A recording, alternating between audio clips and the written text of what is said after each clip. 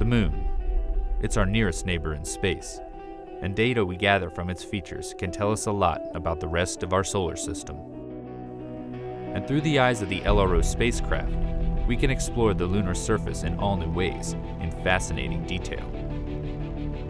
Our tour begins on the western border, where the near side of the Moon meets the far side. The enormous feature is a lunar crater, and it's known as the Oriental Basin.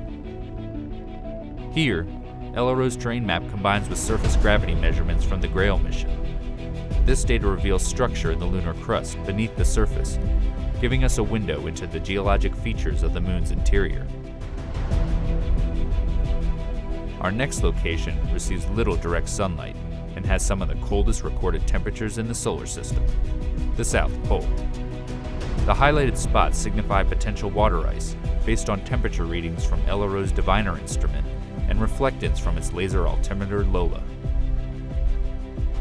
LOLA also allows us to peer into the darkness of Shackleton Crater by bringing us this digital elevation model. It's 21 kilometers wide and 4 kilometers deep, but it pales in comparison to the largest known impact crater in the Earth-Moon system, the South Pole Aitken Basin. Sitting on the far side, it's 2,500 kilometers across and 13 kilometers deep. We don't yet know exactly how old the basin is, but it was first seen in the 1960s by spacecraft flying around the far side. As much as we use LRO data to investigate areas we can't see from Earth, we also probe familiar territory on the lunar near side to bring back images with an all-new level of detail. This is Tycho Crater. It's around 100 million years old.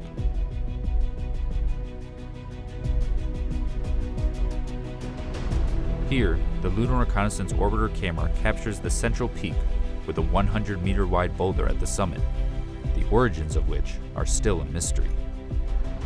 Continuing across the Moon's near side, we will arrive in an area ripe for future exploration due to the diversity of impact and volcanic materials. It features a prominent crater so bright it's not only visible through telescopes, but also to the naked eye. Welcome to the Aristarchus Plateau. Here, infrared shows the mineral pyroxene in orange and a splash of plagioclase in blue from Aristarchus Crater. This region can tell us a lot about the rich volcanic history of the Moon. As much as we study the Moon looking for sites to visit, we also look back at places we've already been. This is because the new data that LRO is gathering helps us reinterpret the geology of familiar places, giving scientists a better understanding of the sequence of events in early lunar history. Here, we descend to the Apollo 17 landing site in the Taurus-Littrow Valley, which is deeper than the Grand Canyon. The path the astronauts took over the course of 3 days is shown. The Lunar Reconnaissance Orbiter camera is even able to capture a view of the bottom half of the Apollo 17 lunar lander, which still sits on the surface, as well as the rover vehicle. These images help preserve our accomplishment of human exploration on the Moon's surface. Moving onward, we make our way to our final destination. This location contains regions that exist in permanent shadow, as well as ones that bask in nearly perpetual light. It's the North Pole.